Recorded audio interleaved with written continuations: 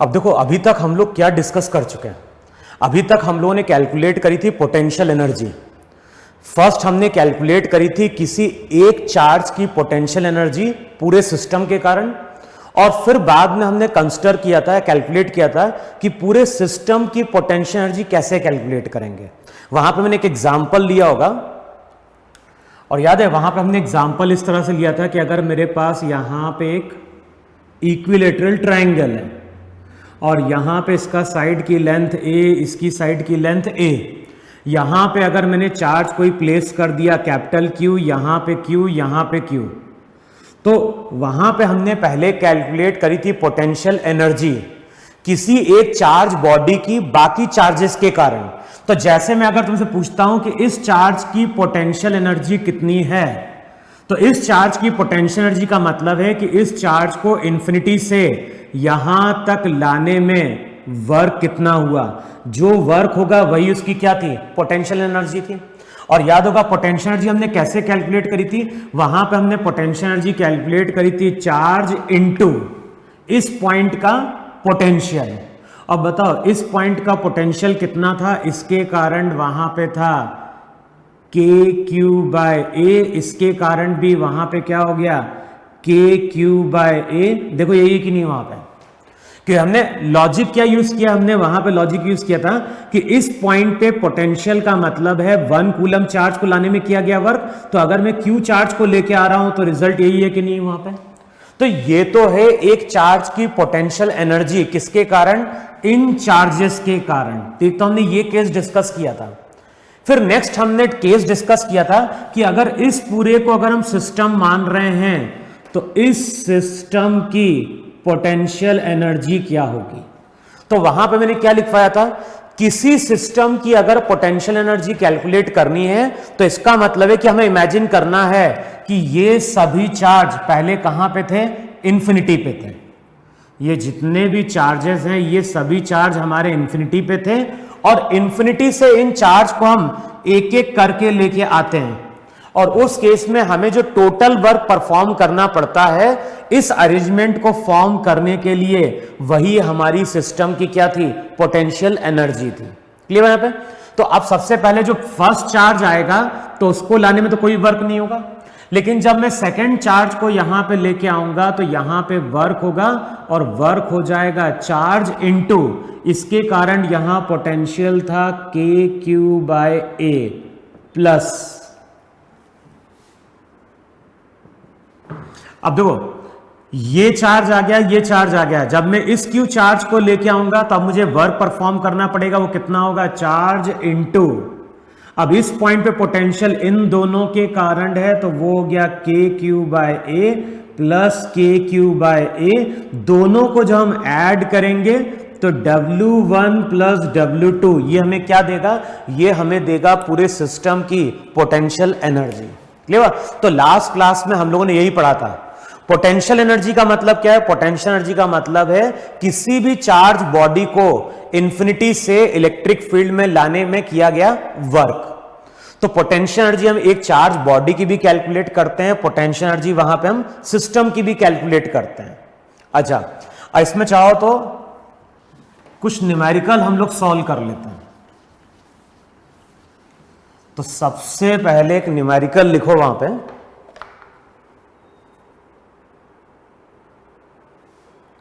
और देखो question note down करो। क्वेश्चन में क्या बोल रहा है, figure shows an arrangement of 3 point charges. Figure shows an arrangement of 3 point charges. The total potential energy of this arrangement is 0। Calculate the ratio small Q by capital Q. तब देखो question में क्या बोल रहा है, question में इस तरह से डायग्राम है।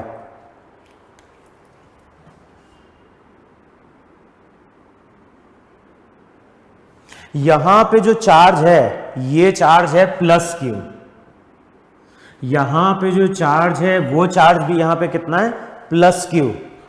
इन दोनों के बीच का डिस्टेंस दिया हुआ है 2r, और इसके मिड पॉइंट पे हमने माइनस क्यू चार्ज को लाके क्या किया है, प्लेस किया है, और इसको हमने प्लेस किया है कितने डिस्टेंस पे, r डिस्टेंस पे। देखो है कि नहीं है, Q charge minus Q charge small Q charge. Question में क्या बोल रहा है, figure shows an arrangement of 3 point charges, the total potential energy of this arrangement. तो क्वेश्चन में क्या बोल रहा है, इस सिस्टम की जो टोटल पोटेंशियल एनर्जी है वो टोटल पोटेंशियल एनर्जी क्या है, 0 है। तो हमें कैलकुलेट क्या करना है, हमें कैलकुलेट करना है small Q by capital Q का रेशो। अब कैसे कैलकुलेट करेंगे इस सिस्टम की पोटेंशियल एनर्जी, तो सबसे पहले हमें सभी चार्ज को मानना है कहां पे, इन्फिनिटी पे। तो ये सभी चार्ज मेरे इन्फिनिटी पे, ये डिस्टेंस है 2r और ये जो मिड पॉइंट है, ये मिड पॉइंट कितना है, r। सबसे पहले हम क्या करें, एक चार्ज को लेके आते हैं। तो जब फर्स्ट चार्ज को लेके आएंगे तो कोई फील्ड नहीं है, तो उस केस में वर्क क्या हो गया, 0 हो गया। अब मान लो अगले स्टेप में हम किसको लेके आ रहे हैं, इस स्मॉल क्यू को यहां पे लेके आ रहे हैं। अब जो वर्क होगा, वर्क हमें इसकी फील्ड के अगेंस्ट परफॉर्म करना पड़ेगा, और वर्क कितना होगा, चार्ज इनटू इस पॉइंट का पोटेंशियल। इस पॉइंट का पोटेंशियल कितना हो गया, के क्यू बाय 2r। देखो है कि नहीं वहां पे। तो अगले स्टेप में ये हो जाएगा K Q square by 2r। फिर अगले स्टेप में हम क्या करेंगे, माइनस क्यू चार्ज को लेके आएंगे। जब माइनस क्यू चार्ज को लेके आओगे तो वर्क डन क्या होगा, अब वहां पे याद रखना क्या लिखा जाता है, जब हम फॉर्मूला यूज करते हैं तो वहां पे चार्ज और पोटेंशियल साइन के साथ कंसिडर करते हैं, तो यहां पे चार्ज नेगेटिव। अब इस पॉइंट पे पोटेंशियल इसके कारण भी होगा और इसके कारण भी होगा, तो रिजल्ट हो जाएगा K Q by R plus K Q by R. तो रिजल्ट वहां पे हो जाएगा minus 2 KQ into capital Q by R. देखो है कि नहीं है वहां पे। अब पूरे सिस्टम की पोटेंशियल एनर्जी क्या होगी, तो पूरे सिस्टम की जो पोटेंशियल एनर्जी होगी वो इन सब का समेशन होगी। तो रिजल्ट क्या हो गया, रिजल्ट हो गया K Q square by 2r minus 2KQ capital Q by R, और ये तुम्हारा वहां पे क्या होना चाहिए, 0 होना चाहिए। अब बताओ इसको अगर सॉल्व करोगे तो इक्वेशन क्या हो जाएगी, इक्वेशन हो जाएगी के क्यू स्क्वायर बाय 2r, और उस साइड वाली टर्म क्या हो जाएगी 2KQ capital Q by R. ये आर कैंसिल आउट होगा, के भी तुम्हारा कैंसिल आउट होगा। अगले स्टेप में क्यू, एक क्यू भी कैंसिल आउट होगा, तो क्यू इक्वल्स टू कितना हो गया, 4Q हो गया। तो Q बाय कैपिटल Q इसका रेशो हो जाएगा 4:1। देखो है कि नहीं वहां पे। तो जो आंसर आता है वो आंसर आता है 4:1। इसी तरह से हम सिस्टम की पोटेंशियल एनर्जी कैलकुलेट करते हैं। लेकिन ध्यान रखना, जब हमने सिस्टम की पोटेंशियल एनर्जी कैलकुलेट करी थी तो वहां मैंने 2 केसेस लिखवाए थे। एक केस होता है जब सिस्टम किससे मिलके बनता है, पॉइंट चार्ज से, और आगे हम बात करेंगे उस सिस्टम की जो पॉइंट चार्ज से मिलके नहीं बना होगा। इनफैक्ट वहां पे चार्ज का डिस्ट्रीब्यूशन कंटिन्यूअस होता है। तो वहां पे मैंने 2 केस बोले थे, पोटेंशियल एनर्जी कैलकुलेट करते हैं सिस्टम की तो 2 केस बनते हैं। एक केस बनता है जब सिस्टम पॉइंट चार्ज से मिलके बनता है, और दूसरा केस बनता है जब हम कंटिन्यूअस चार्ज डिस्ट्रीब्यूशन की बात करते हैं। कंटिन्यूअस चार्ज डिस्ट्रीब्यूशन का मतलब क्या हो गया, ring, disc, rod, shell, sphere, ये सब हमारे क्या है, कंटिन्यूअस चार्ज डिस्ट्रीब्यूशन है। क्लियर है इतना यहाँ पे। और इसमें एक और क्वेश्चन लिखो वहां पे, लिखो नेक्स्ट क्वेश्चन। नेक्स्ट क्वेश्चन में क्या बोल रहा है, 2 point charges each of mass m and charge q are released when they are at a distance r from each other. What is the speed of each charge particle when they are at a distance 2r।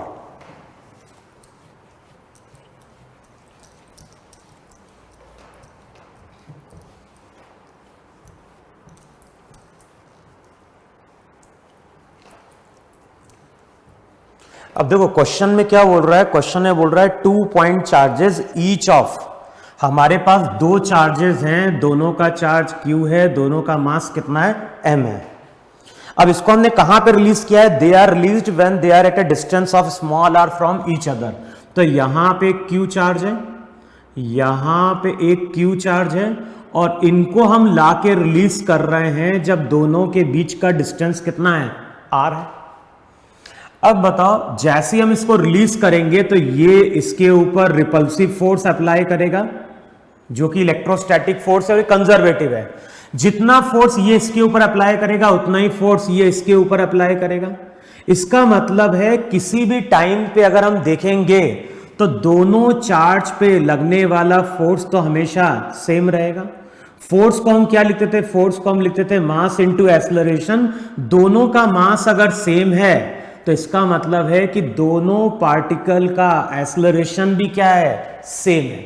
और दोनों particle का acceleration same है, इसका मतलब है किसी भी time पे अगर देखोगे तो दोनों की वेलोसिटी भी क्या होगी? वेलोसिटी का मैग्नीट्यूड वहां पे सेम होगा। अब जैसे हम रिलीज करते हैं तो कुछ टाइम बाद ये जो चार्ज पार्टिकल है इनके बीच का डिस्टेंस हो जाता है 2r। उस टाइम पे अगर इसकी स्पीड v होगी तो इसकी स्पीड भी v होगी। और क्यों हम बोल रहे हैं दोनों की स्पीड सेम है? क्योंकि दोनों का एक्सेलरेशन वहां पे क्या रहा है? सेम रहा है। अब बताना है कि उस टाइम पे इन दोनों चार्ज पार्टिकल के पास स्पीड कितनी है। तो अब सबसे पहले क्या करो, इन दोनों को मिला के डिफाइन कर दो सिस्टम। अब जो भी सिस्टम है, सिस्टम में लगने वाला फोर्स कैसा है? कंजर्वेटिव है। अगर हमारे पास कोई सिस्टम है तो सिस्टम पे लगने वाला फोर्स वहां पे कैसा है? कंजर्वेटिव है। अच्छा, अब फोर्स अगर कंजर्वेटिव होगा तो हम लोगों ने क्या लिखवाया था? सिस्टम की मैकेनिकल एनर्जी कंजर्व होगी। तो अगर मैं इनिशियल एनर्जी की बात करूं तो यहां पे मैकेनिकल एनर्जी की बात कर रहे हैं, तो यहां पे हम काइनेटिक और पोटेंशियल की बात करेंगे। अब बताओ, दो चार्ज बॉडी होगी तो फॉर्मूला था पोटेंशियल एनर्जी का K(Q1 Q2) बाय कितना? R। देखो यही था कि नहीं था फॉर्मूला वहां पे? K(Q1 Q2) बाय R, ये कि नहीं वहां पे? अच्छा, इन दोनों के बीच में जो पोटेंशियल एनर्जी वो तो होगी K(Q1 Q2) by R। Kinetic energy initially क्या है? 0। बाद में अगर देखोगे तो ये हो जाएगा Q बाय कितना? 2R। साथ में एक पार्टिकल की काइनेटिक एनर्जी ½ mv², दूसरे की भी क्या होगी? सेम होगी।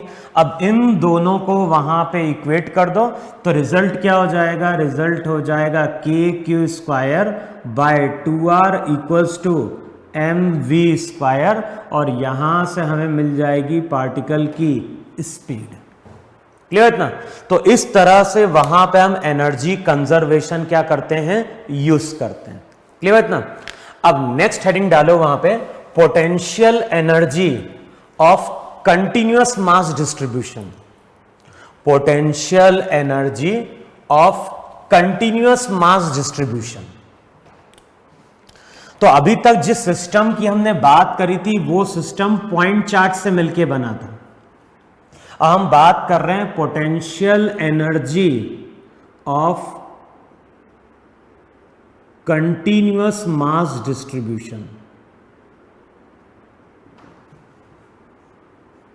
तो हम अब उन बॉडी की बात कर रहे हैं जहां पे मास का डिस्ट्रीब्यूशन क्या है? कंटिन्यूअस है।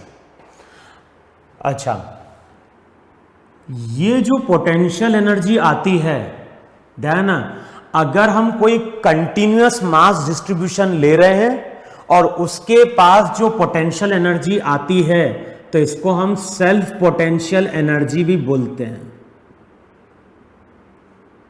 समझ में?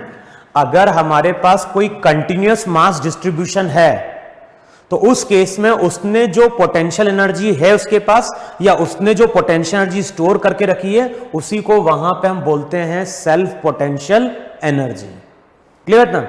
अब सबसे पहला केस हम क्या कंसिडर कर रहे हैं? सबसे पहला केस हम कंसिडर कर रहे हैं एक शेल का। तो यहां पे मैं क्या बोल रहा हूं? एक शेल है। शेल का रेडियस कितना है? Capital R। और इस शेल को हम फाइनली चार्ज कितना दे रहे हैं? Q। तो Q यहां पे क्या है? Q यहां पे टोटल चार्ज है। तो हमारे पास एक शेल है, शेल का रेडियस R है, शेल को हमने टोटल चार्ज कितना दिया? Capital Q। ये टोटल चार्ज सरफेस पे जाके डिस्ट्रीब्यूट हो गया। और अब मैं तुमसे अगर पूछता हूं कि इस शेल के पास कितनी पोटेंशियल एनर्जी है, तो इस शेल के पास जो पोटेंशियल एनर्जी होती है उसको हम सेल्फ पोटेंशियल एनर्जी भी बोलते हैं। क्लियर ना? अच्छा, अब इस सेल्फ पोटेंशियल एनर्जी को हम कैलकुलेट कैसे करें? तो मैंने क्या बोला है, सभी चार्ज पहले कहां पे थे? इंफिनिटी पे थे। अब इंफिनिटी से हम लेके आ रहे हैं और उस सिस्टम को हम फॉर्म कर रहे हैं, उस सिस्टम को या उस कॉन्फ़िगरेशन को।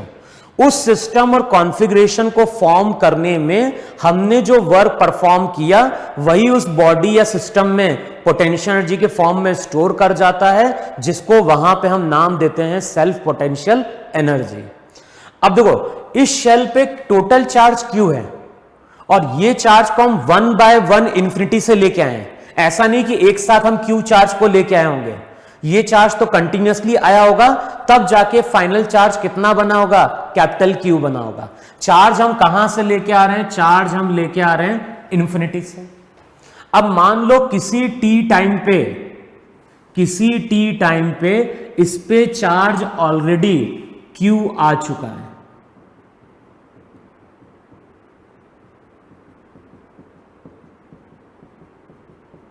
तो किसी t टाइम पे इस पे चार्ज आ गया, वहां पे कितना? Small q। देखो है,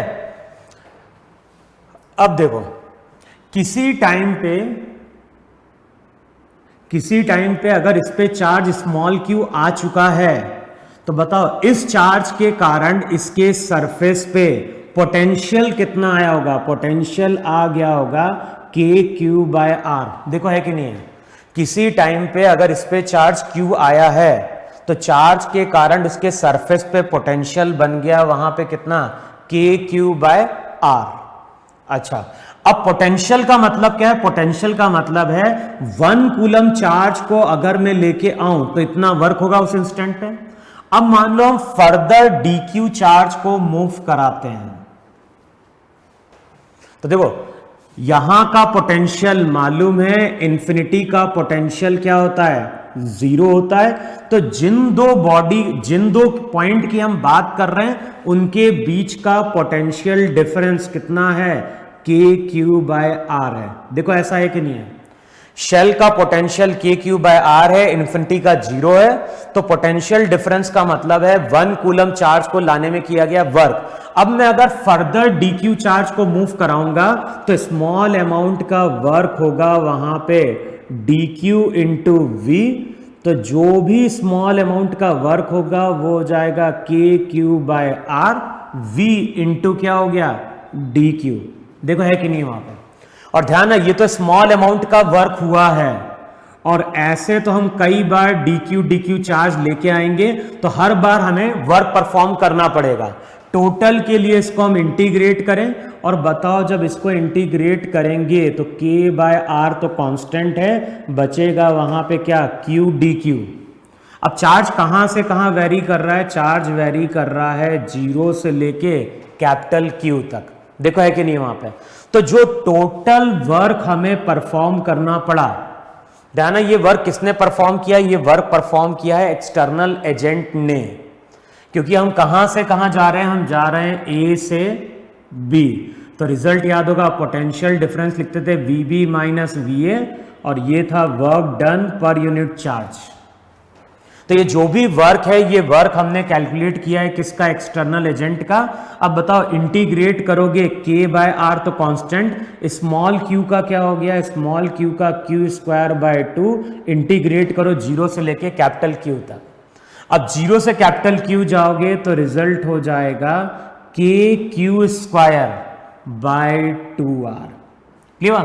तो ये रिजल्ट हमें ध्यान रखना है कि इस शेल को जब हमने टोटल चार्ज कितना दिया है? कैपिटल Q, तो उस केस में हमने इतना वर्क परफॉर्म किया है। अब जो भी हमने वर्क परफॉर्म किया है तो वर्क कहां गया?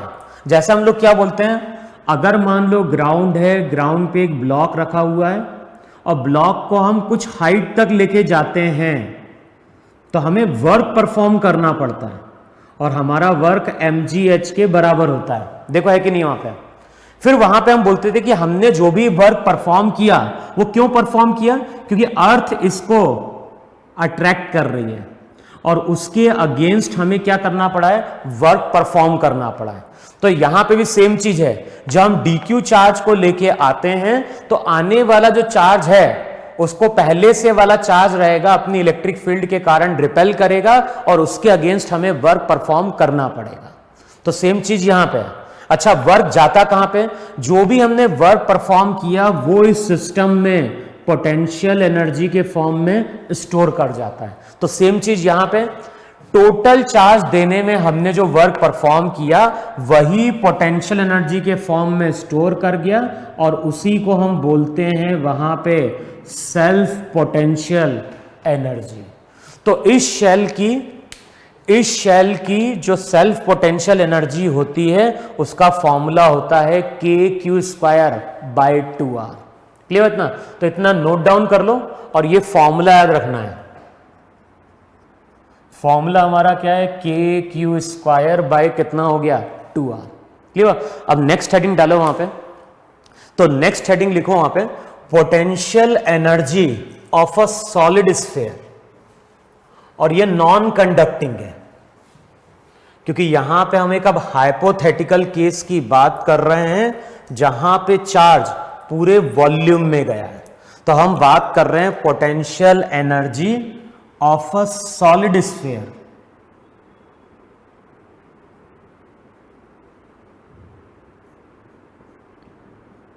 जो भी सॉलिड स्फीयर है वो तुम्हारा यहां पे नॉन कंडक्टिंग है। तो अब यहां पे हम बात कर रहे हैं एक हाइपोथेटिकल केस की। इसका रेडियस r। वैसे क्या होता है, वैसे जब भी हम चार्ज देते हैं चार्ज जाता है सरफेस पे, लेकिन यहां चार्ज सरफेस पे नहीं गया है, चार्ज जो है वो पूरे वॉल्यूम में गया है। तो जो भी चार्ज है, चार्ज हमारा पूरे वॉल्यूम में।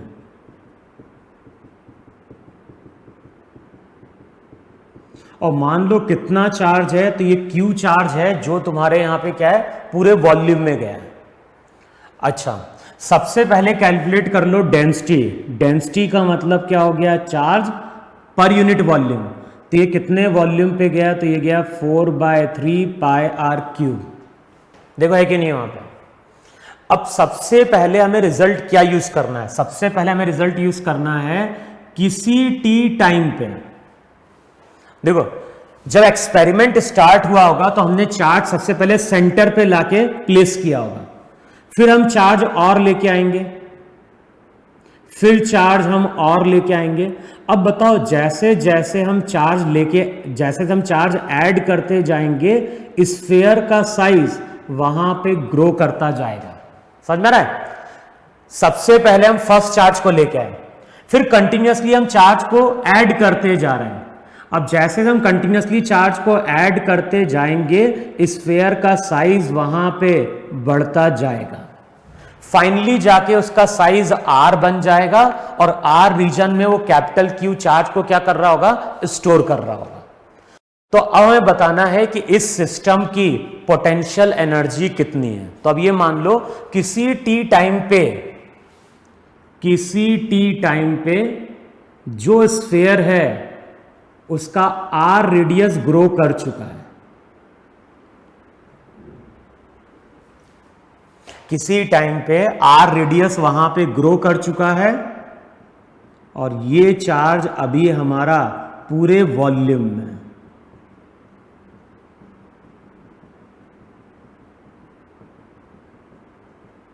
देखो यही है कि नहीं वहां पे। अच्छा, अब मुझे तुम ये बताओ कि इसके सरफेस पे पोटेंशियल कितना है। अब ध्यान, हम एक हाइपोथेटिकल केस की बात कर रहे हैं और हाइपोथेटिकल केस में तुम्हें याद होगा पोटेंशियल इनसाइड। वहां पे याद होगा इस तरह से हमने एक शेल लिया था, शेल का रेडियस r था, स्फीयर का रेडियस r था, चार्ज पूरे वॉल्यूम में था और वहां पे हमने स्मॉल r डिस्टेंस पे एक पॉइंट लिया था और उसका पोटेंशियल कैलकुलेट किया था। अब बताओ जो पोटेंशियल था उसका फॉर्मूला था kq/2r³। के क्यूब बाय 2r क्यूब, साथ में था वहां पे 3r square minus r square. देखो यही था कि नहीं था वहां पे जो फॉर्मूला था के cube by 2r cube 3r square minus r square. अब वहां पे हमने ये भी बोला था कि अगर स्मॉल r कैपिटल R के बराबर हो जाए तो इसका मतलब क्या है, स्मॉल r अगर कैपिटल R के बराबर हो गया तो ये पॉइंट कहां पहुंच गया, ये पॉइंट पहुंच गया उसके सरफेस पे। अब चेक करो पोटेंशियल कितना होगा, तो जो पोटेंशियल हो जाएगा वो हो जाएगा के क्यूब बाय 2r क्यूब, यहां पे हो जाएगा 3r square minus r square, तो ये हो गया 2r स्क्वायर।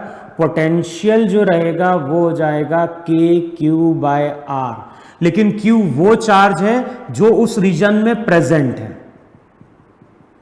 तो यहां पे अगर हम बात करें तो बताओ कितना चार्ज अभी प्रेजेंट होगा। तो मान लो अभी यहां पे Q चार्ज प्रेजेंट है। Q चार्ज की वैल्यू क्या होगी, Q चार्ज की वैल्यू होगी डेंसिटी इंटू वॉल्यूम, वॉल्यूम हो जाएगा 4/3 पाई r क्यूब। देखो है कि नहीं है वहां पे, हमें सबसे पहले ये देखना है कि यहां पे कितना चार्ज इंक्लोज्ड है।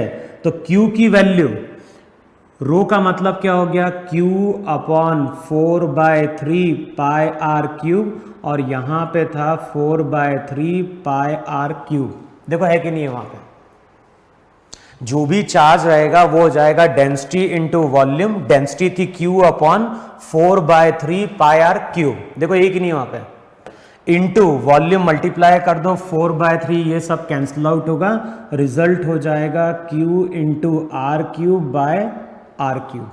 देखो ये कि नहीं वहां पे। अब किसी टाइम पे अगर Q चार्ज है, किसी टाइम पे अगर यहां पे Q चार्ज है तो उसके कारण जो पोटेंशियल बनेगा उसका फॉर्मूला हो जाएगा K into Q upon small r। देखो है कि नहीं वहां पे, देखो आ रहा है कि नहीं आ रहा है इतना पे। हमें रेडियस लेना है पूरे स्फेयर का, तो यहां पे रेडियस हो गया स्मॉल r।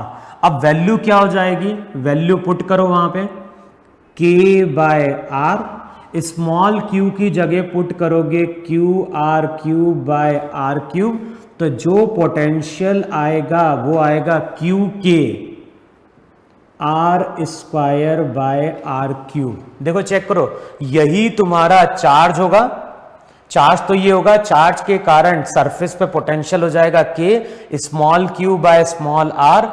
ये क्यू की वैल्यू मैंने वहां पे पुट कर दी है। देखो है कि नहीं वहां पे।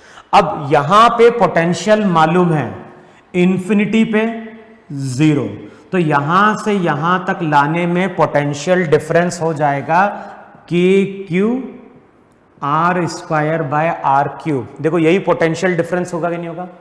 अब मान लो हमने अगर further charge D Q move कराया, अगर यहां पे हमने further charge D Q move कराया तो वर्क डन कितना होगा, वर्क डन हो जाएगा वहां पे charge D Q into potential difference, potential difference हो जाएगा K Q R square bye कितना आर क्यूब। देखो है कि नहीं है वहां पे।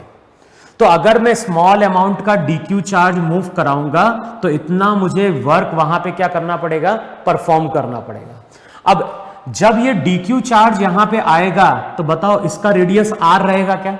जैसे डी क्यू चार्ज आएगा इसका रेडियस थोड़ा और बढ़ जाएगा। देखो है कि नहीं यहाँ पे, इस तरह से चार्ज यहां पे एक्यूमुलेट हो गया, और चार्ज एक्यूमुलेट हो गया तो उसने रेडियस को बढ़ा दिया। मान लो उसने रेडियस को कितने से बढ़ाया, रेडियस को उसने बढ़ाया dr से। तो बताओ जो भी dq चार्ज है, जो भी dq चार्ज है उसने रेडियस को dr से बढ़ा दिया। तो बताओ ये dq चार्ज इसी रीजन में प्रेजेंट है कि नहीं। तो इस dq चार्ज को क्या लिखोगे, डेंसिटी इंटू वॉल्यूम, वॉल्यूम क्या हो जाएगा 4 pi are square into D R. देखो है कि नहीं है वहां पे। तो जब मैं dq चार्ज को लेके आऊंगा, डेंसिटी का मतलब q upon 4/3 pi R cube into 4 pi are square into D R. देखो है कि नहीं है वहां पे। अब अगले स्टेप में क्या होगा, 4 पाई तो क्या हो गया, कैंसल आउट हो गया, रिजल्ट हो जाएगा 3Q R square by R cube into D R. देखो है कि नहीं है वहां पे। तो जब स्मॉल अमाउंट का वर्क डन हुआ तो रिजल्ट हो गया KQ R square R cube. अब इस DQ की वैल्यू पुट कर दो, इस DQ की जगह हम लोग पुट कर सकते हैं 3Q R square by R cube into क्या हो गया, DR। देखो यही स्मॉल अमाउंट का वर्क है कि नहीं है वहां पे। अब ऐसे तो हम कई बार DQ चार्ज को मूव करा रहे होंगे, टोटल के लिए इसको हम यहां पे क्या करें, इंटीग्रेट करें। अब बताओ टोटल के लिए जब इंटीग्रेट करेंगे तो वर्क डन क्या हो जाएगा। अब बताओ क्या चीज कांस्टेंट है, 3K, फिर ये हो जाएगा Q square, 3K Q square upon R to the power 6। अब यहां पे क्या हो जाएगा, यहां पे हो जाएगा R to the power 4, R to the power 4 का इंटीग्रेशन हो गया R टू दी पावर 5/5। और इसका रेडियस कहां से कहां ग्रो कराना है, 0 से लेके कैपिटल R तक। अब बताओ जो टोटल वर्क हमने परफॉर्म किया वो कितना परफॉर्म किया, टोटल वर्क हो जाएगा वहां पे 3K Q square, R to the power 5 cancel out हो जाएगा लिमिट पुट करने के बाद, तो ये हो जाएगा 3K Q स्क्वायर अपॉन क्या हो गया 5R। यही वर्क डन है और यही हमारी वहां पे सेल्फ पोटेंशियल एनर्जी है। क्लियर इतना। तो यहां पे अगर मैं पूछ रहा हूं कि इससे पहले हमने शेल की पोटेंशियल एनर्जी कैलकुलेट करी थी, शेल की पोटेंशियल एनर्जी क्या निकल के आई थी, शेल की जो सेल्फ पोटेंशियल एनर्जी आई थी, चेक करो उसकी वैल्यू थी वहां पे KQ स्क्वायर बाय 2R। देखो यही पोटेंशियल एनर्जी आई थी कि नहीं आई थी। तो शेल जो शेल था उसकी self potential energy KQ square by 2R है, और जो सॉलिड है उसकी पोटेंशियल एनर्जी आ गई 3KQ स्क्वायर बाय कितना हो गया 5R। क्लियर है इतना यहाँ पे। तो इतना नोट डाउन कर लो यहाँ पे, और ये रिजल्ट ध्यान रखना है, शेल का और स्फेयर का ये फॉर्मूला आगे कई जगह वहां पे यूज होगा। तो इतना नोट डाउन करो, फिर मैं यहां पे क्वेश्चन डिक्टेट करता हूं वहां पे।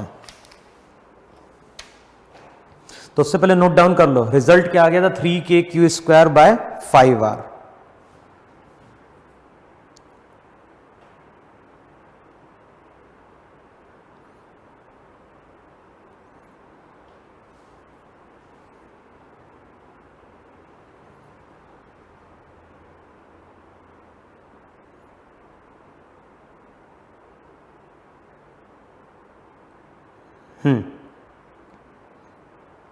लिखो पहला क्वेश्चन, लिखो वहां पे पहला क्वेश्चन में क्या बोल रहा है, a spherical shell of radius capital R with uniform charge small q is expanded to a radius 2R। A spherical shell of radius capital R with uniform charge small q is expanded to a radius 2R. Find the work performed by electric forces and external agent against electric forces in this process. तो question में क्या पूछ रहा है, question में calculate करना है work done, find the work performed by the electric forces and external agent against the electric forces in this process. तो देखो क्वेश्चन में क्या बोल रहा है, यहां बेसिकली हमें फॉर्मूला यूज करना है सीधे।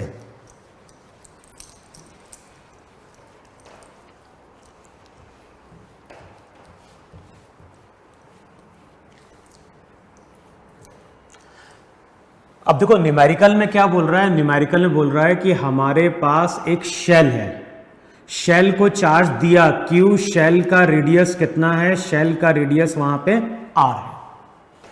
अच्छा, अब शेल को अगर हमने Q चार्ज दिया है तो ये चार्ज कहां से आया, इन्फिनिटी से है, और इन्फिनिटी से आया है तो इसके ऊपर वर्क हुआ है, और वो वर्क इसमें पोटेंशियल एनर्जी के फॉर्म में स्टोर कर गया है। और पोटेंशियल एनर्जी का जो फॉर्मूला था वो कितना था, वो था K Q square by 2R।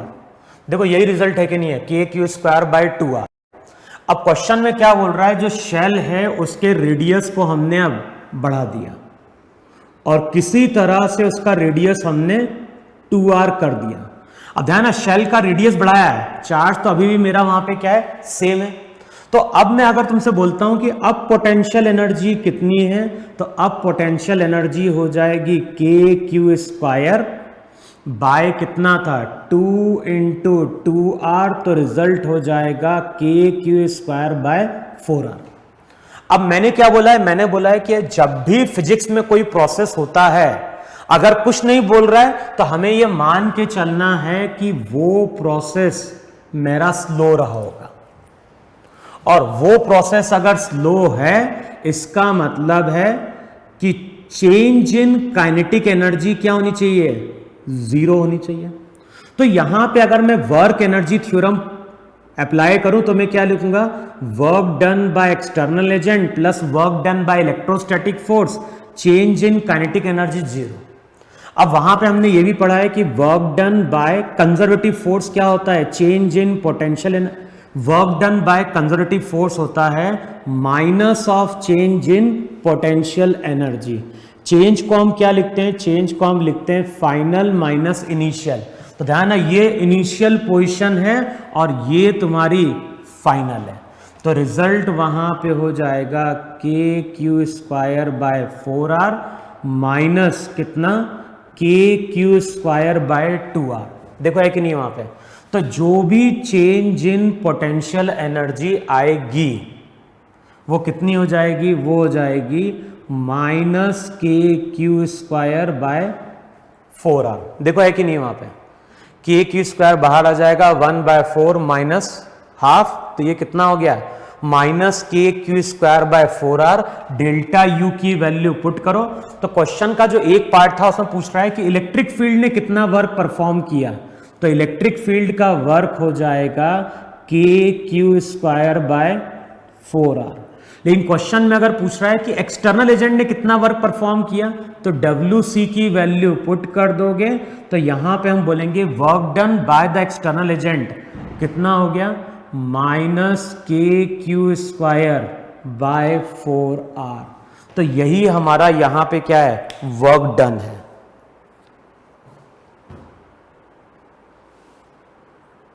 Formula वहां पे क्या था, फॉर्मूला था K Q square by 2R। देखो यही कि नहीं, वहां पे एक बार चेक कर लेना कैलकुलेशन सही किया कि नहीं सही किया यहां पे, और चाहो तो बाद में K की वैल्यू पुट कर देना। फिर लिखो नेक्स्ट क्वेश्चन वहां पे।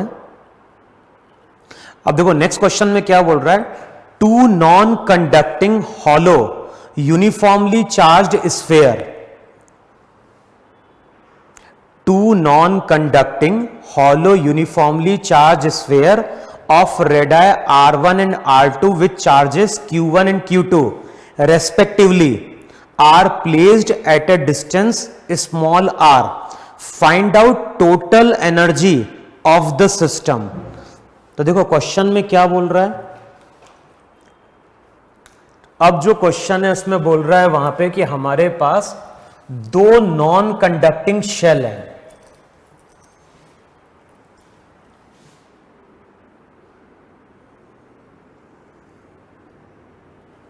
क्वेश्चन में क्या बोल रहा है वहां पे, two non conducting hollow uniformly charge sphere. तो यहां पे हम ये मान के चल रहे हैं कि जो चार्ज है, क्वेश्चन में ऐसा नहीं बोल रहा है कि चार्ज पूरे वॉल्यूम में डिस्ट्रीब्यूटेड है, तो जो भी चार्ज है, चार्ज हम कहां पे लेके चलेंगे, उसके सरफेस पे। अच्छा, अब इसको चार्ज दिया Q1, इसका रेडियस कितना है, R1, फिर इससे R डिस्टेंस पे हमारे पास एक और शेल है और जो दूसरा शेल है उसका रेडियस हो गया वहां पे R2 और उसको हमने चार्ज दे दिया वहां पे Q2। अब ध्यान, क्वेश्चन में क्या कैलकुलेट करने लिए बोल रहा है? क्वेश्चन में बोल रहा है find out total energy of the system. तो हमें पूरे सिस्टम की पोटेंशियल एनर्जी निकालनी है। अब ध्यान है ना, कई बार ऐसा क्वेश्चन पूछा जाता है कि क्वेश्चन में पूछता है कि सिस्टम की पोटेंशियल एनर्जी क्या है। तो फॉर्मूला क्या होता है? जब भी हम किसी सिस्टम की पोटेंशियल एनर्जी कैलकुलेट करेंगे, किसके लिए हम कैलकुलेट कर रहे हैं? हम कैलकुलेट कर रहे हैं कंटिन्यूअस चार्ज डिस्ट्रीब्यूशन के लिए। अगर हमारे पास कंटिन्यूअस चार्ज डिस्ट्रीब्यूशन है और उसकी हमें पोटेंशियल एनर्जी कैलकुलेट करनी है सिस्टम की, तो कैसे कैलकुलेट करेंगे? फॉर्मूला होगा एक तो self potential energy plus potential energy due to interaction. अगर हमारे पास ऐसी बॉडीज हैं जहां पे चार्ज का डिस्ट्रीब्यूशन कंटिन्यूअस है और उस केस में हमें सिस्टम की पोटेंशियल एनर्जी क्या करनी है? फाइंड आउट करनी है। तो हम कैसे फाइंड आउट करेंगे? एक तो हम कंसीडर करेंगे दोनों जितनी बॉडीज होंगी सबकी इंडिविजुअल सेल्फ पोटेंशियल एनर्जी और साथ में हम लेंगे इंटरेक्शन की। अब कैसे कैलकुलेट करोगे? सबसे पहले तो लिखो सेल्फ। बताओ इसके कारण कितना था? तो इसके कारण हो जाएगा KQ1 स्क्वायर बाय कितना? 2R1। इसके कारण कितना? इसके कारण हो जाएगा KQ2 स्क्वायर बाय 2R2। देखो है कि नहीं वहां पे? सबसे पहले ये इमेजिन करो कि यहां पे Q1 चार्ज आएगा, तो यहां पे जो Q1 चार्ज आएगा, देखो इसको ऐसे समझेगा। सबसे पहले मान लो शेल 1 है, इसको हम चार्ज दे रहे हैं, यहां पे भी कोई चार्ज नहीं दिया, तो इस पे अब चार्ज दोगे तो क्या होगा? पहले किसी टाइम पे Q चार्ज आया, फिर DQ चार्ज मूव कराया, अब ऐसे हम चार्ज देते गए। अब जब चार्ज को मूव करा रहे हो तो जो ऑलरेडी चार्ज आ चुका है वो इसको क्या कर रहा है? रिपेल कर रहा है। उसके अगेंस्ट हमने वर्क परफॉर्म किया जिसके कारण ये पोटेंशियल एनर्जी आ गई। क्लियर हुआ इतना? फिर देखो, अब ये जो शेल है इस पे शेल पे तो Q1 चार्ज आ चुका है, इस शेल पे Q1 चार्ज आ चुका है जिसके कारण ये एनर्जी है। अब यहां पे एक और शेल है, यहां पे एक और शेल है, अभी इस पे कोई चार्ज नहीं है। अब मान लो हम चार्ज लेके आ रहे हैं, किसी टाइम पे मान लो इस पे चार्ज आ चुका है स्मॉल q, अब हम फर्दर चार्ज dq मूव करा रहे हैं। अब सोच के बताओ तो मुझे यहां पे कि जब मैं यहां पे फर्दर dq चार्ज को मूव कराऊंगा तो मुझे किस किस के अगेंस्ट वर्क परफॉर्म करना पड़ेगा?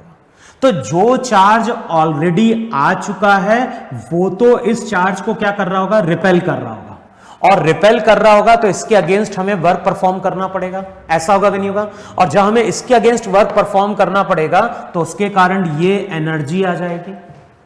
लेकिन ध्यान रखना, जब मैं इस dq चार्ज को मूव कराऊंगा तो ये जो Q1 चार्ज ऑलरेडी आ चुका है ये भी इसको क्या कर रहा होगा? रिपेल कर रहा होगा। और ये अगर इसको रिपेल कर रहा है इसका मतलब है कि अब इस dq चार्ज को जब हम मूव कराएंगे तो इसके अगेंस्ट भी वर्क करना है और इसके अगेंस्ट भी वर्क करना है। इसके अगेंस्ट जो वर्क होगा वो तो सेल्फ पोटेंशियल एनर्जी में चला जाएगा, लेकिन इसके अगेंस्ट जो वर्क होगा वो कहलाएगी तुम्हारी वहां पे इंटरेक्शन पोटेंशियल एनर्जी। अब बताओ इंटरेक्शन पोटेंशियल एनर्जी कैसे कैलकुलेट करें? तो एक तो तरीका क्या है, Q1 चार्ज के कारण वहां पोटेंशियल निकाल लिया। पोटेंशियल कैसे निकालोगे? जो इसके कारण सेंटर पे बनेगा वही उसके कारण कहां पे बन जाएगा? सरफेस पे बन जाएगा। तो इसके कारण यहां पोटेंशियल निकालो, dq चार्ज लेके आया, वर्क डन मिल गया, टोटल को इंटीग्रेट कर दो। या फिर दूसरा तरीका क्या है, फाइनली इस पे Q1 चार्ज आ चुका है, फाइनली इस पे Q2 चार्ज आ चुका है, इन दोनों चार्ज को हम लोग कहां मान सकते हैं? इन दोनों चार्ज को हम सेंटर पे मान सकते हैं।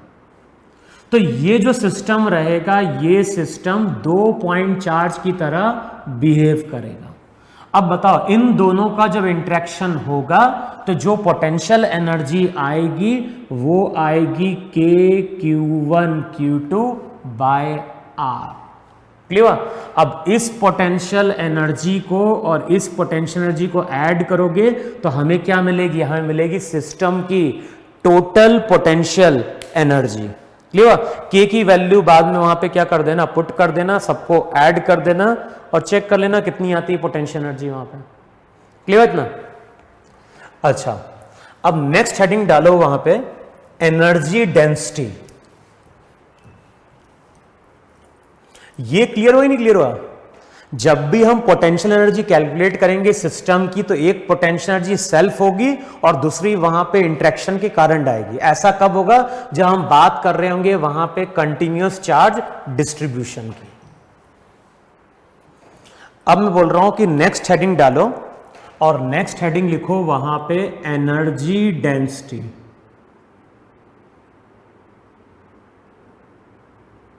हमें डेरिवेशन से मतलब नहीं है फॉर्मूले के, तो इसकी डेफिनेशन लिखो और वहां पे इस फॉर्मूले को हम लोग क्या करेंगे, डायरेक्ट अप्लाई करेंगे।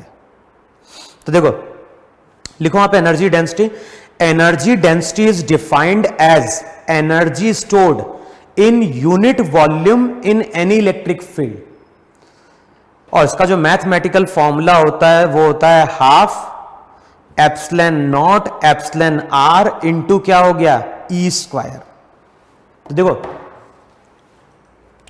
मैंने क्या बोला, एनर्जी डेंसिटी को हम लोग क्या डिफाइन कर रहे हैं,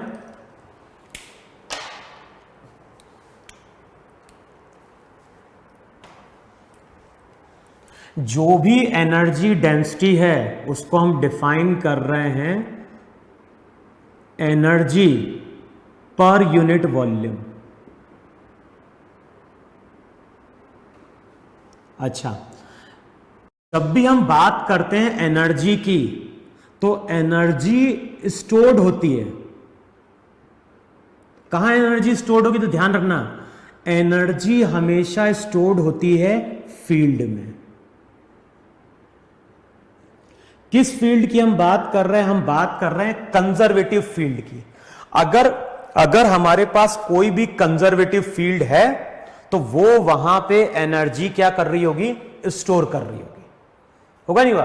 और बाद में वही एनर्जी हमारी फुल्ली क्या होती है, रिकवर हो जाती है। तो हम लोग जब बोलते हैं कि एनर्जी स्टोर्ड हो रही है तो एनर्जी स्टोर्ड हो रही है किसमें, फील्ड में।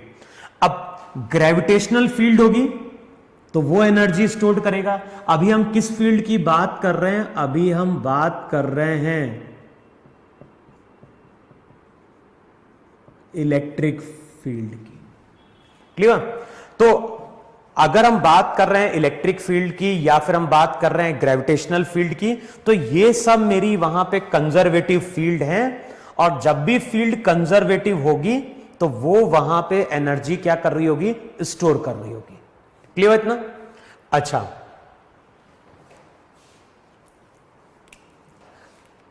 जो भी देखो एनर्जी कहां स्टोर्ड हुई है, एनर्जी स्टोर्ड हुई है फील्ड में। इस केस में एनर्जी स्टोर्ड होगी कहां पे, इलेक्ट्रिक फील्ड में। अब इस इलेक्ट्रिक फील्ड में यूनिट वॉल्यूम अगर कंसिडर करते हो तो वहां पे जो एनर्जी डेंसिटी बनती है, तो मान लो ईडी का मतलब है एनर्जी डेंसिटी और उसका फॉर्मूला है हाफ ई स्क्वायर। ये जो ई रहता है इसको हम लिखते हैं epsilon naught into epsilon R. अगर मीडियम हमारा क्या है, एयर है, तब तो ये 1 हो जाता है। तो जो भी एनर्जी डेंसिटी होती है उसका फॉर्मूला होता है half epsilon naught epsilon R into E square. General formula यही है। एनर्जी डेंसिटी का मतलब क्या है? एनर्जी डेंसिटी का मतलब होता है energy stored in unit volume.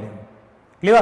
तो जब भी मैं तुमसे बोल रहा हूं कि कोई फील्ड है तो वो फील्ड होगी तो वो एनर्जी वहां पे क्या कर रही होगी, स्टोर कर रही होगी। एनर्जी रिकवर होगी या नहीं रिकवर होगी वो डिपेंड कर रहा है किसका नेचर कैसा है। कंजर्वेटिव होगी तो एनर्जी वहां पे क्या हो जाएगी, रिकवर हो जाएगी। अब लिखो इस पे जरा क्वेश्चन। तो हमें डेरिवेशन से मतलब नहीं है, लेकिन जब न्यूमेरिकल सॉल्व करते हैं तो इस फॉर्मूले को हम लोग कई जगह वहां पे यूज करते हैं।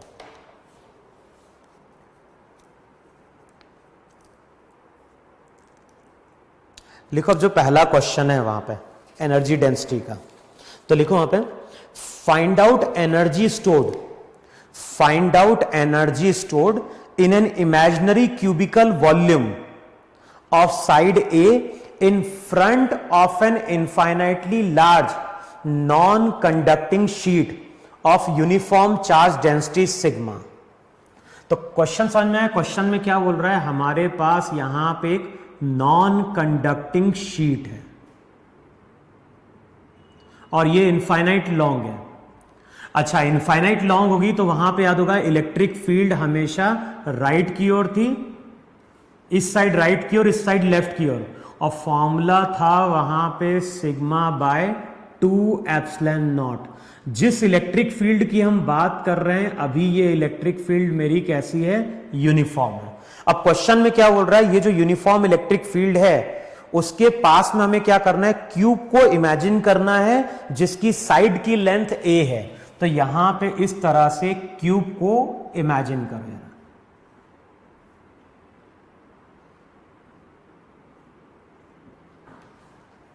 अब जो भी क्यूब है, इस क्यूब से इलेक्ट्रिक फील्ड पास कर रही है, इलेक्ट्रिक फील्ड है यहां पे, और यहां पे ना क्यूबिकल सरफेस हमने इमेजिन किया, कोई कंडक्टर नहीं है यहां पे। तो बेसिकली यहां पे क्या है, यहां पे हमने क्यूबिकल सरफेस को इमेजिन किया है। अब बताओ एनर्जी डेंसिटी क्या होती है। एनर्जी डेंसिटी का मतलब होता है यूनिट वॉल्यूम में कितनी एनर्जी है। तो यूनिट वॉल्यूम में एनर्जी हो जाएगी हाफ एप्सिलॉन नॉट, कुछ नहीं है तो मीडियम एयर मानना है, half epsilon naught into E square. अब बताओ ई स्क्वायर का मतलब क्या हो गया, ई स्क्वायर का मतलब हो गया सिग्मा बाय 2 एप्सिलॉन नॉट का स्क्वायर। देखो है कि नहीं है। तो जो भी एनर्जी डेंसिटी है वो हो जाएगी epsilon not sigma square 8 epsilon naught. देखो ये एनर्जी डेंसिटी है कि नहीं। एनर्जी डेंसिटी का मतलब होता है यूनिट वॉल्यूम में इतनी एनर्जी, और ध्यान है ये कांस्टेंट है हर जगह इस केस में। तो यूनिट वॉल्यूम में अगर इतनी एनर्जी होगी तो यहां पे टोटल वॉल्यूम कितना है, यहां पे टोटल वॉल्यूम ए क्यूब है।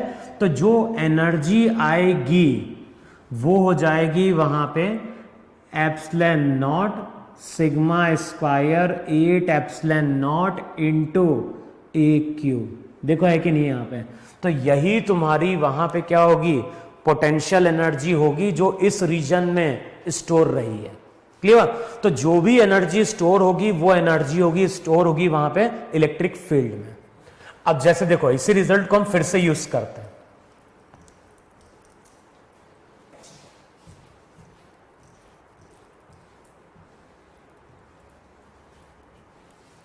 अब जैसे मैंने तुमसे क्या बोला था कि यहां पे एक शेल था, शेल को हमने चार्ज दिया था Q, रेडियस कितना था R, और वहां पे हमने इस शेल की पोटेंशियल एनर्जी कैलकुलेट करी थी। और बताओ शेल की पोटेंशियल एनर्जी आई थी KQ स्क्वायर बाय 2R। देखो है कि नहीं यहां पे। अब यहां पे हम इसी रिजल्ट को डिराइव करने की कोशिश करते हैं, लेकिन यहां पे हम कॉन्सेप्ट यूज कर रहे हैं एनर्जी डेंसिटी का। मैंने क्या बोला, एनर्जी फील्ड में स्टोर होगी। अब बताओ इनसाइड शेल इलेक्ट्रिक फील्ड क्या होती है, जीरो होती है। शेल के अंदर इलेक्ट्रिक फील्ड जीरो है क्योंकि शेल ने कोई चार्ज इंक्लोज नहीं किया है। तो शेल के अंदर अगर इलेक्ट्रिक फील्ड जीरो होगी तो एनर्जी जो रहेगी U इनसाइड वो भी क्या होगी, जीरो होगी। इसका मतलब है शेल ने अंदर कोई एनर्जी स्टोर नहीं करी है। अब बताओ शेल के सरफेस से इलेक्ट्रिक फील्ड चलती है और ये इलेक्ट्रिक फील्ड कहां तक जाती है, इंफिनिटी तक जाती है। इसका मतलब है सरफेस से लेके इंफिनिटी तक जो भी फील्ड होगी उसमें इतनी एनर्जी हमारी क्या रही होगी, स्टोर रही होगी। अब कैसे कैलकुलेट करें वहां पे, तो सबसे पहले हम लोगों ने यहां पे एक शेल लिया, यहां पे इस तरह से एक शेल लो जिसका रेडियस x है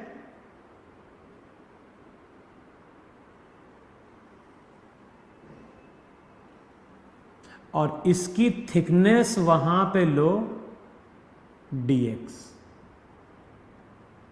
समझ में? अब बताओ, अगर मैं शेल से बाहर चले जाऊं तो इलेक्ट्रिक फील्ड कितनी होती है? बाहर अगर जाओगे तो इलेक्ट्रिक फील्ड का फॉर्मूला था K Q by small R square. Small R square का मतलब एक्स स्क्वायर। देखो यही इलेक्ट्रिक फील्ड है कि नहीं? अब इस रीजन में एनर्जी कितनी स्टोर्ड है? इस रीजन में अगर एनर्जी स्टोर्ड है डी यू, तो कैसे मिलेगी एनर्जी? तो फॉर्मूला था half epsilon not into E square. ये तो हो गया यूनिट वॉल्यूम में इतनी एनर्जी है। इस रीजन में अगर हम यूनिट वॉल्यूम कंसिडर करेंगे तो उसका इतनी एनर्जी होगी half epsilon not into E square. अभी यहां पे कितना वॉल्यूम है? तो यहां पे वॉल्यूम है 4 पाई एक्स स्क्वायर इंटू क्या हो गया dx। अब अगले स्टेप में हम क्या बोलेंगे? एनर्जी क्या हो जाएगी? एनर्जी हो जाएगी एप्सिलॉन नॉट बाई 2 ई का स्क्वायर, तो ये हो गया K square Q square upon X to the power 4 into 4 pi X square into dx। देखो है कि नहीं है वहां पे? अच्छा, ये जो एनर्जी है, देखो चेक करो ये बन रहा है कि नहीं बन रहा है यहां पे? रिलेशन जो रहेगा, देखो ये बन रहा है कि नहीं बन रहा है यहां पे? अच्छा, अब ये जो एनर्जी है, ये एनर्जी तो इस रीजन में स्टोर्ड है। अब बताओ, ऐसे तो यहां पे नंबर ऑफ शेल्स होंगे कि नहीं होंगे? सब में एनर्जी स्टोर्ड है। टोटल के लिए हमें इसे इंटीग्रेट करना है, कहां से कहां तक करना है? सरफेस से लेके इंफिनिटी तक। तो x की वैल्यू वेरी करेगी r से लेके इंफिनिटी तक। अब बताओ, जब हम इसको इंटीग्रेट करने जाएं तो क्या चीज बाहर निकालें? पहले तो हो गया 4 पाई, फिर epsilon naught K square, 4 pi epsilon naught K square Q square upon 2x to the power 4। अच्छा, x तो वेरी कर रहा है, यहां पे बचेगा केवल क्या? 1 upon x square into dx। देखो ये बन रहा है कि नहीं बन रहा है? अगले स्टेप में क्या कर दो? ये हो जाएगा 2। देखो है कि नहीं वहां पे? इतना बन रहा है 2 पाई epsilon naught K square Q square 1 upon x square into dx। X की वैल्यू वेरी कर रही है r से लेके इंफिनिटी तक। अब बताओ, जब इसको हम इंटीग्रेट कर देंगे तो u की वैल्यू कितनी हो जाएगी? u की वैल्यू हो जाएगी 2 पाई epsilon naught K square Q square 1 upon x square का माइनस 1 बाय एक्स। और कहां से कहां इंटीग्रेट करना है? हमें इंटीग्रेट करना है r से लेके इंफिनिटी तक। अब जो भी पोटेंशियल एनर्जी आएगी वो हो जाएगी 2 पाई एप्सिलॉन नॉट। अब के क्यू स्क्वायर, और यहां पे मैं एक के की वैल्यू पुट कर रहा हूं, एक के की वैल्यू हो जाएगी 1 upon 4 pi epsilon naught. Minus sign बाहर निकाल लो तो 1 upon infinity minus 1 by R, 1 upon infinity 0। तो चेक करना, केवल बचेगा वहां पे 1 upon R minus 1 upon infinity, तो 1 बाय आर हो जाएगा, माइनस साइन था वहां पे। तो अगले स्टेप में रिजल्ट क्या हो गया? पाई से पाई एप्सिलॉन नॉट कैंसिल आउट हुआ, रिजल्ट हो जाएगा K Q square by 2r। देखो ये कि नहीं वहां पे? तो ये हमारी पोटेंशियल एनर्जी है जो उसने इलेक्ट्रिक फील्ड में क्या करी है? स्टोर करी है। क्लियर वहां पे? तो एक तरीका ये भी होता है कि हम क्या करें, पहले किसी रीजन में इलेक्ट्रिक फील्ड कैलकुलेट कर लें। इलेक्ट्रिक फील्ड मालूम है, यूनिट वॉल्यूम में एनर्जी स्टोर्ड होती है half epsilon not into E square. Volume से मल्टीप्लाई कर दो तो एनर्जी मिल गई उस वॉल्यूम में। टोटल के लिए इसको क्या कर दो? इंटीग्रेट कर दो। क्लियर वहां पे? अब जैसे देखो, फिर से पहला वाला केस देखो जरा।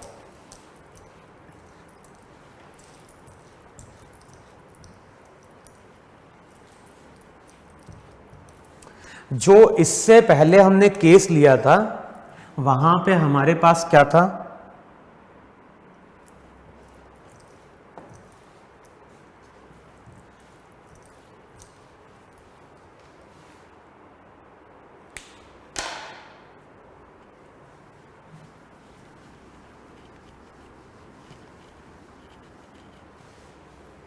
देखो अब जरा, इससे पहले जो हमने केस लिया था वहां पे क्या था, वहां पे था हमारे पास एक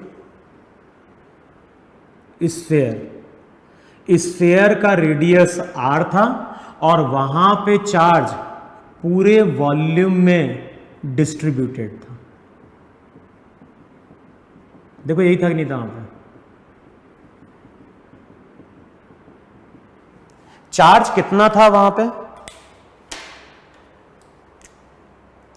तो जो भी चार्ज था, चार्ज वहां पे Q था, रेडियस कितना था R, डेंसिटी मैंने क्या लिखी थी, डेंसिटी लिखी थी वहां पे Q अपॉन 4/3 पाई R क्यूब। अब बताओ मुझे यहां पे कि अगर कोई स्फेरिकल बॉडी है और चार्ज पूरे वॉल्यूम में क्या है, प्रेजेंट है, चार्ज अगर पूरे वॉल्यूम में प्रेजेंट होगा तो हमें मालूम है कि अंदर भी इलेक्ट्रिक फील्ड होती है और बाहर भी हमारे पास क्या होती है, इलेक्ट्रिक फील्ड होती है।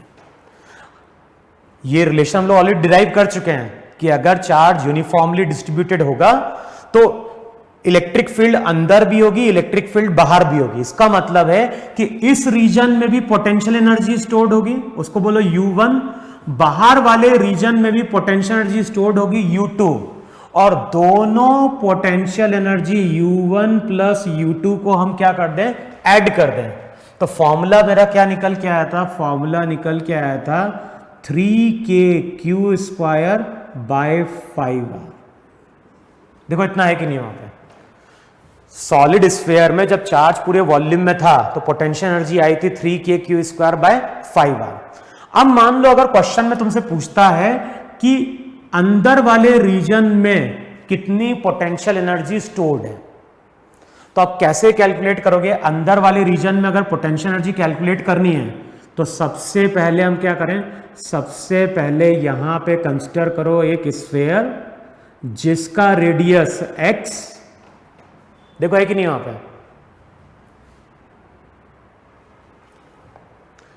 यहां पे मान लो एक स्फीयर जिसका रेडियस वहां पे कितना है, x है।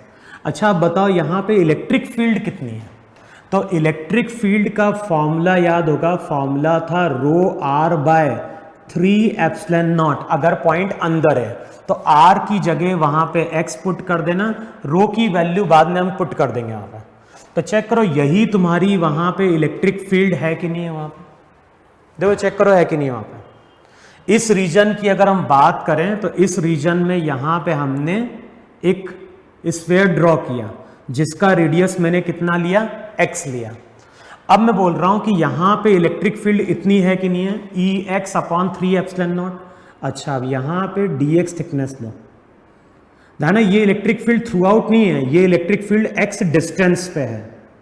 अब x डिस्टेंस पे मैंने dx थिकनेस का एक एलिमेंट लिया। बताओ एनर्जी डेंसिटी का फॉर्मूला क्या था, एनर्जी डेंसिटी का फॉर्मूला था 12ε0 इंटू E²। पुट कर दो जरा, तो ये हो जाएगा 12ε0, E का मतलब हो गया ρ² x² बाय हो जाएगा 9ε0²। देखो है कि नहीं है, 12ε0 इंटू E², E की वैल्यू पुट कर दो तो ρ² x² बाय 9ε0। तो एनर्जी डेंसिटी कितनी आ गई, एनर्जी डेंसिटी आ जाएगी ρ² x² बाय 18ε0। देखो यही एनर्जी डेंसिटी है कि नहीं। एनर्जी डेंसिटी का मतलब है कि यहां पे अगर मैं यूनिट वॉल्यूम लूंगा तो उसके पास इतनी एनर्जी होगी। अब यहां पे टोटल वॉल्यूम कितना है, तो यहां पे जो एनर्जी du आएगी इस रीजन में वो हो जाएगी energy density into volume. Volume कितना हो गया, वॉल्यूम हो गया 4πx² इंटू dx।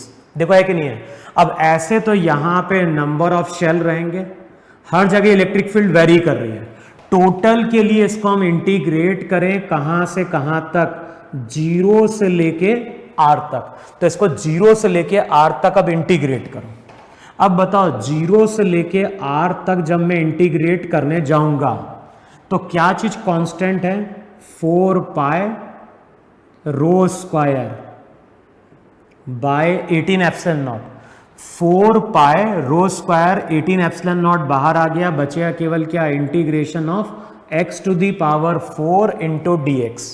देखो है कि नहीं है वहां पे, 4 pi rho square by 18 epsilon naught x to the power 4 into dx।